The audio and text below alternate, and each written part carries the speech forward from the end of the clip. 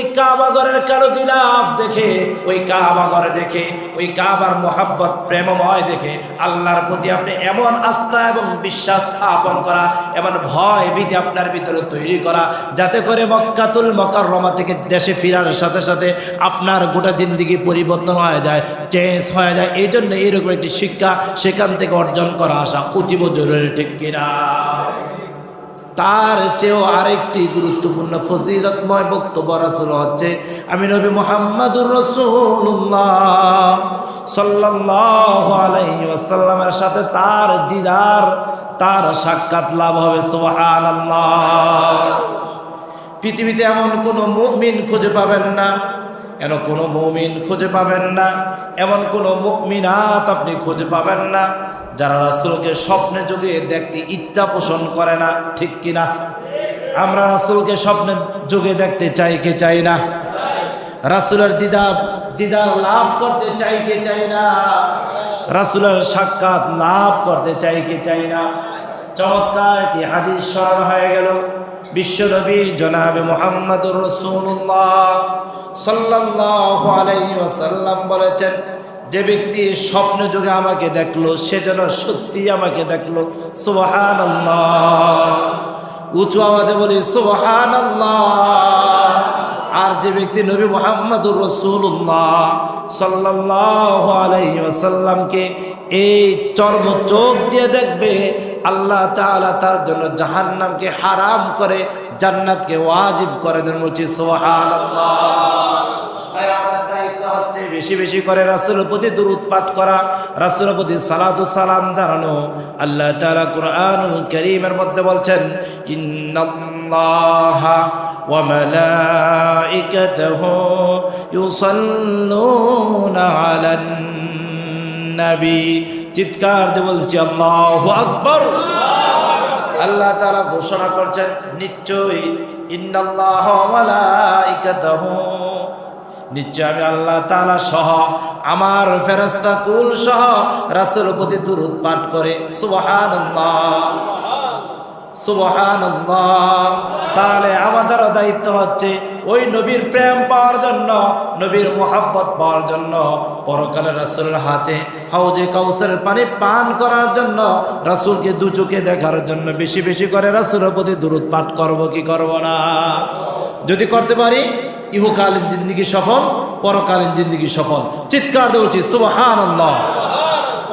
সম্মানিত দিনী ভাইয়েরা, গত জুমায় আমরা আলোচনা করেছিলাম হজের গুরুত্ব এবং তাৎপর্য সম্পর্কে। হজ ইসলামের 5টি বিনার মধ্যে অন্যতম একটি স্তম্ভ। রাসূল আরবি সাল্লাল্লাহু আলাইহি ওয়াসাল্লাম বলেন, বুনিয়াল ইসলাম আলা খামসিন শাহাদাতি আল্লাহ ইলাহা ইল্লাল্লাহ ওয়া আন্না মুহাম্মাদান আবদুহু ওয়া রাসূলুহু ওয়া ইকামিস সালাহ ওয়া ইতাইজ যাকাহ ওয়াল হজ ওয়া সাওমি রমাদান। বিশ্বনবী জনাবে মুহাম্মদুর রাসূলুল্লাহ সাল্লাল্লাহু আলাইহি ওয়াসাল্লাম হাদিসের মধ্যে ইসলামের 5টি খুঁটির কথা, ইসলামের 5টি স্তম্ভের কথা বলেছেন। দ্য 5 পিলার অফ ইসলাম, ইসলামের 5টি খুঁটির কথা রাসূল বলেছেন। তারপর নবী মুহাম্মদুর রাসূলুল্লাহ সাল্লাল্লাহু আলাইহি ওয়াসাল্লাম 5টির মধ্যে 4র্থ নম্বর হচ্ছে আল হজ। পৃথিবীর যারা মুমিন, যারা মুমিনাত, যাদের সামর্থ্য রয়েছে, যাদের যোগ্যতা রয়েছে, অর্থবিত্তের যারা মালিক রয়েছে, তাদের উপর হজ করা কি? উচ্চ আওয়াজে বলি হজ করা কি? ফরজ, অবশ্যই আদায় করতে হবে। আর যদি আদায় না করে সে আল্লাহর সাথে গাদ্দারি করলো, আল্লাহর সাথে বুড়ো আঙ্গুল দেখালো, আল্লাহর সাথে সে মশকরা করলো। কেননা আল্লাহ এবং তার রাসূল বিধান দিয়েছেন। চিৎকার দিয়ে বলছে সুবহানাল্লাহ। তাই আমাদের মনে একটি কৌতূহল জাগে, আমাদের মনে একটি প্রশ্ন জাগে, হজের মূল শিক্ষাগুলো কি কি? হজের মূল শিক্ষা 5টি শিক্ষা সম্পর্কে আমি আপনাদের সম্মুখে বেসিক নলেজ দিতে চাই। হজের মূল শিক্ষা সমূহের মধ্যে 1 নাম্বার শিক্ষা হচ্ছে তাওহীদের ঘোষণা দেওয়া। আলোচনা যে বুঝে দেন তাহলে জবাব দেন। হজের যে শিক্ষাগুলো রয়েছে তার মধ্যে 1 নাম্বার শিক্ষা কি? তাওহীদের ঘোষণা দেওয়া। কিসের ঘোষণা দেওয়া? আল্লাহর একাত্মবাদের ঘোষণা দেওয়া। আল্লাহ ছাড়া কোনো মাবুদ নাই, আল্লাহ ছাড়া কোনো ইলাহ নাই, আল্লাহ ছাড়া কোনো আইনদাতা নাই, আল্লাহ ছাড়া কোনো রিজিক দাতা নাই। একথা মনে প্রাণে বিশ্বাস করে স্লোগান দেওয়া হচ্ছে হজের অন্যতম একটি শিক্ষা। চিৎকার দিয়ে বলছি সুবহানাল্লাহ। তাই যখন হাজী সাহরা মক্কাতুল মুকাররমার দিকে ধীরে ধীরে ধাবিত হতে শুরু করে দেয়, ওই কাবার কালো গিলাফ, সোনালি রঙে খচিত কালো গিলাফ যখন দেখে, হাজী সাহেবের চোখ থেকে টপ টপ করে পানি ঝরা শুরু করে দেয়। আর উঁচু আওয়াজে আর শব্দ করে মনের আবেগ অনুভূতি সকল ভালোবাসাকে একসাথে জমাট করে বলে লাব্বাইক। আমার সাথে সবাই বলুন লাব্বাইক লাব্বাইক লা শারীকা লাক লাব্বাইক ইন্নাল হামদা ওয়ান নি'মাতা লাকা ওয়াল মুলক লা শারীকা লাক। আল্লাহ তাআলার দরবারে গিয়ে বলে লাব্বাইক লাব্বাইক লা শারীকা লাক লাব্বাইক। হাজির হাজির উপস্থিত, আয় আল্লাহ তাআলা আমি উপস্থিত, আমি তোমার দরবারে হাজিরা দিলাম। লা শারীকা লাক লাব্বাইক, তুমি ছাড়া কোনো ইলাহ নাই, তুমি ছাড়া কোনো মাবুদ নাই, তুমি ছাড়া কোনো রিজিক দাতা নাই, তুমি ছাড়া কোনো ইলাহ নাই, কোনো স্রষ্টা নাই, কোনো গফুর নাই, কোনো গফফার নাই। চিৎকার দিয়ে বলছি আল্লাহু আকবার। তাই আল্লাহ তাআলা সূরাতুল ইখলাসের শুরুতে বলেন কুল হুয়াল্লাহু আহাদ আল্লাহুস সামাদ লাম ইয়ালিদ ওয়া লাম ইউলাদ ওয়া লাম ইয়াকুল লাহু কুফুয়ান আহাদ। চমৎকার ভাবে আল্লাহ তাআলা তার রাসূলকে বলছেন, হে নবী, হে আপনি ঘোষণা করে দেন কুল হুয়াল্লাহু আহাদ, আপনি বলুন আল্লাহ ছাড়া কোনো ইলাহ নাই। সুবহানাল্লাহ। আল্লাহ ছাড়া কোনো ইলাহ নাই, আল্লাহ ছাড়া কোনো কি নাই, আল্লাহ ছাড়া কোনো মাবুদ নাই, আল্লাহ ছাড়া কোনো আইনদাতা নাই, আল্লাহ ছাড়া কোনো বিধানদাতা নাই, আল্লাহ ছাড়া কোনো রিজিক দাতা নাই। চিৎকার দিয়ে বলছে আল্লাহু আকবার। সেই কথার ঘোষণা কোথায় গিয়ে দেই আমরা?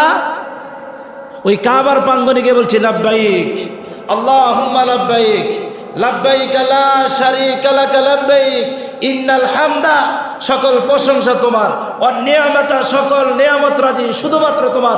চিৎকার দিয়ে বলছি সুবহানাল্লাহ। লাকা ওয়াল মুলক, গোটা পৃথিবীর সকল রাজত্বের মালিক কে? গোটা পৃথিবীর সকল রাজত্বের মালিক কে? ঘোষণা দিলেন কোথায়?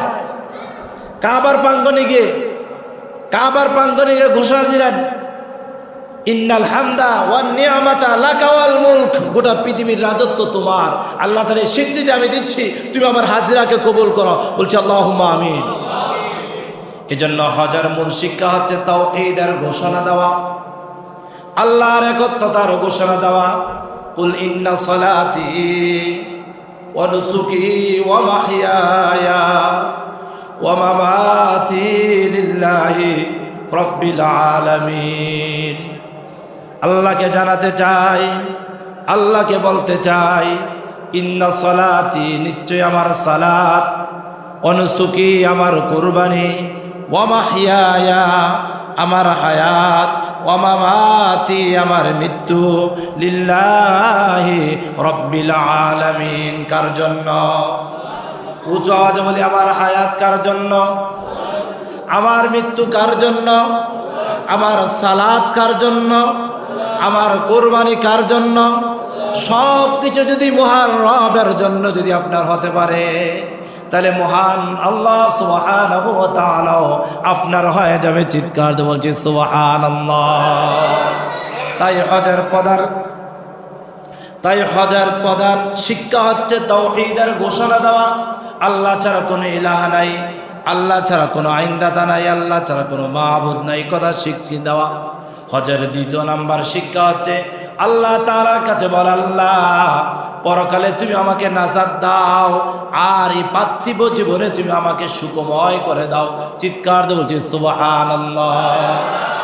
গোটা কাবাগরকে ঘিরে চারটি কোণ বিশিষ্ট কাবাগর।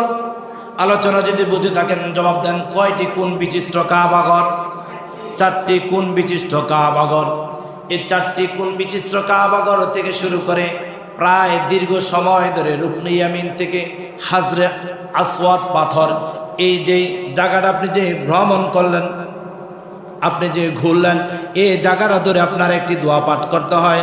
রব্বানা, আমার সাথে সবাই পড়ুন, রব্বানা আতিনা ফিদ দুনিয়া হাসানা ওয়া ফিল আখিরাতি হাসানা ওয়া কিনা আযাবান নার।